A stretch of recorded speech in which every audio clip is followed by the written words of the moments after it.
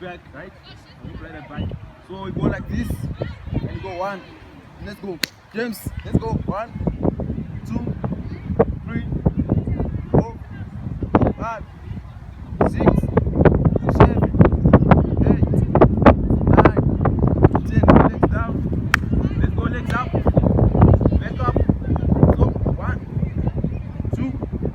Let's go, let's go, let's go. 1, 2. Come on, come on. 1, 2. Okay, legs down. Hi guys, can we join you? We want to be fit like you. You want to join us? Where are you from? You're from Malawi.